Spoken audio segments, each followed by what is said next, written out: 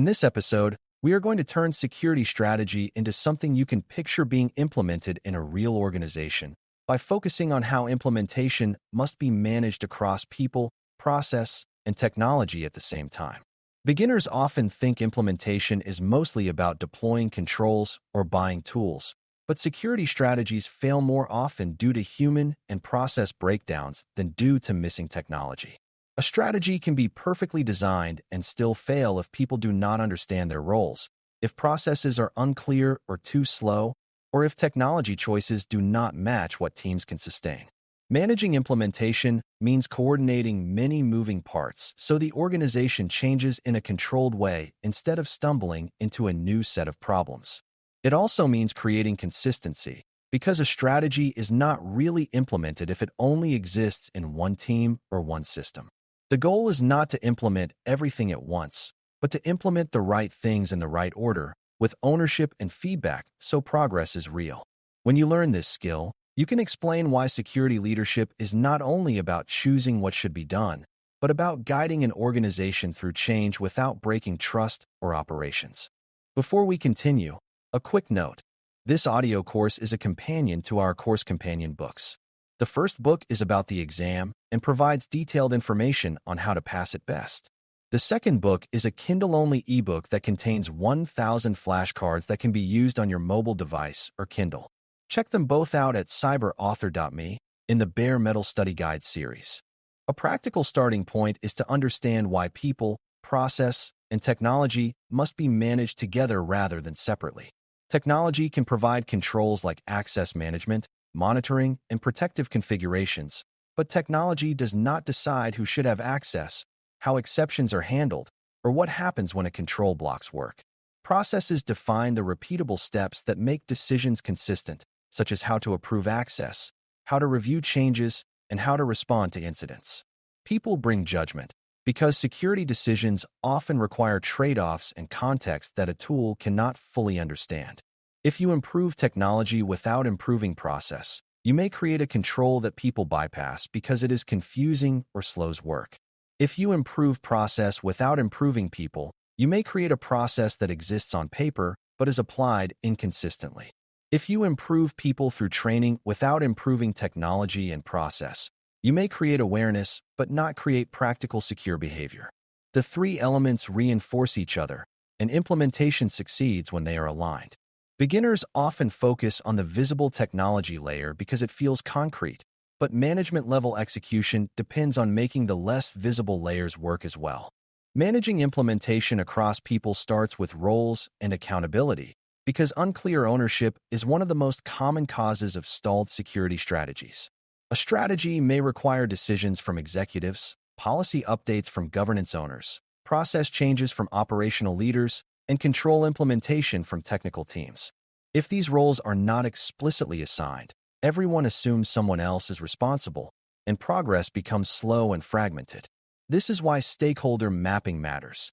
You need to know who owns the process, who owns the systems, who owns the data, and who owns the risk. Implementation management also includes communication, because people need to understand what is changing, why it is changing, and what is expected of them. Communication is not just sending announcements. It includes creating feedback channels so teams can report friction, confusion, and unintended consequences. Beginners sometimes imagine that training alone is enough, but training works best when it is paired with clear expectations and reinforced through process. People learn by doing, and implementation management creates the environment where secure behavior becomes the normal way to work. Managing implementation across process means designing workflows that are clear, enforceable, and realistic for the organization's pace. Security strategies often require processes like risk assessment, exception handling, access reviews, baseline enforcement, and incident response coordination. If these processes are too heavy, teams will avoid them, and the strategy will fail quietly. If they are too light, the strategy will not produce meaningful risk reduction and will be criticized as theater. The management challenge is to find the middle ground where the process produces reliable outcomes without becoming a bottleneck. This requires understanding how work is already done and integrating security steps into that work rather than forcing separate, parallel workflows. For example, If teams already have project approvals and change approvals, security steps can be integrated as part of those approvals with clear criteria. Process management also involves documenting decisions and creating consistent escalation paths so conflicts do not become personal battles. When processes are well designed, they reduce stress because people know what to do and what will happen next. A good process is not a punishment. It is a shared path that reduces uncertainty. Managing implementation across technology involves selecting and integrating capabilities in a way that supports the strategy's control points and the organization's ability to sustain them. Technology must match the architecture direction, such as standard identity patterns, consistent logging, and consistent protection of sensitive data. It also must match the organization's operational capacity, because a tool that requires constant tuning or specialized skills may fail if staffing is limited. Beginners sometimes assume technology choices are purely technical, but they are also management choices because they shape ongoing workload, training needs, and process design. Implementation management includes planning for configuration baselines, monitoring expectations, access workflows, and incident response integration. It also includes thinking about how technology will be adopted across multiple teams and systems so security becomes consistent rather than uneven. Consistency reduces risk because it reduces blind spots, and it improves efficiency because teams can reuse patterns. Technology should therefore be implemented as part of a broader program, not as isolated installations. The program perspective is what turns tools into capability. A central management concept here is sequencing, because implementation must happen in an order that reduces risk and builds momentum. If you start with complex technology while governance and process are unclear, you may create confusion and resistance. If you start with policy updates without providing practical processes and support, you may create documents that nobody follows. A realistic sequence often begins with clarity of roles, decision boundaries, and the most critical process foundations, then moves into technology enablement and broader adoption. Sequencing also means starting where the organization can succeed, creating early wins that demonstrate value and build trust. Early wins are not fake. They are targeted improvements that deliver visible benefits, such as improved incident response coordination or reduced access confusion. These wins reduce skepticism and create willingness to support further changes. Beginners sometimes think strategy implementation should look dramatic, but effective implementation often looks steady and disciplined. Steady progress is persuasive because it proves the program can deliver. Implementation management also requires managing resistance thoughtfully, because resistance is not always bad. Sometimes resistance points to real problems, such as a process that is too slow or a control that breaks workflow. Sometimes resistance is a habit of avoiding change, especially if people have been punished for raising concerns in the past. A mature security leader listens to resistance and separates valid friction from simple discomfort. Valid friction should lead to process improvement or better communication, while discomfort should be addressed through support, training, and leadership reinforcement. Beginners often assume resistance means people do not care about security, but people usually care about doing their job and meeting expectations. If security changes make their job harder without clear benefit, resistance is predictable. Implementation management is the act of designing changes so secure behavior supports productivity and quality rather than fighting them. When security becomes part of doing the job well, resistance decreases naturally. This is why aligning security to organizational goals matters even during implementation, not only during planning. Another critical aspect is measuring progress in a way that reflects real adoption and real capability growth. Measures should show whether people are following the process, whether technology is functioning as intended, and whether outcomes are improving. For example, you might measure whether access reviews are happening on time, whether logging is being collected consistently, whether incidents are detected faster, and whether repeat issues are decreasing. You also want measures that reveal where implementation is stuck, such as a backlog of exceptions, delays in reviews, or frequent bypass behaviors.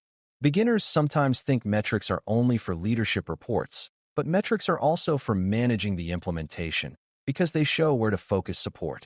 Metrics help you adjust because implementation is rarely perfect on the first attempt.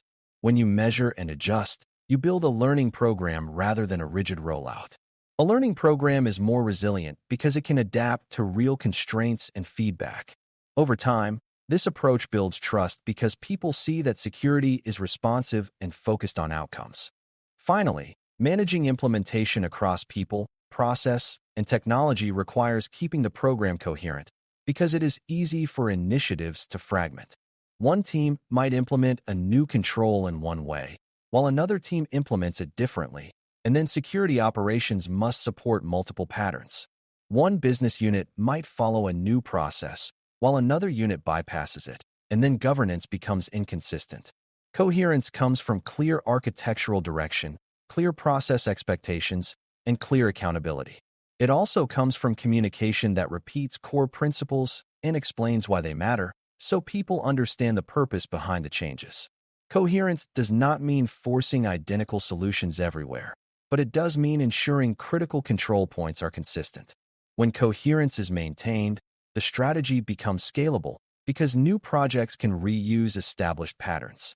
When coherence is lost, the strategy becomes fragile because every new initiative adds complexity. Implementation management is therefore also complexity management, and complexity is a major driver of security risk. Reducing complexity is one of the best long-term security investments. In conclusion, managing implementation of security strategies across people, process, and technology is about turning direction into reality through coordinated change that the organization can sustain. People provide roles, judgment, and behavior. Processes provide consistent decision paths and accountability, and technology provides enforceable capabilities and visibility, and implementation succeeds when these three are aligned rather than treated as separate projects. Sequencing, early wins, resistance management, and meaningful measurement help the program deliver steady progress without causing chaos or burnout. Integration into existing enterprise workflows reduces friction and increases adoption, while architectural coherence prevents fragmentation and blind spots. Most importantly, implementation management treats security strategy as a living program that learns and adapts, because real organizations change and constraints shift. When security leaders manage all three dimensions together, security improvements become reliable and repeatable, and the organization gains the ability to execute strategy consistently rather than relying on isolated successes. Thanks for listening. For more audio courses, daily newsletters, and more, please visit DailyCyber.News.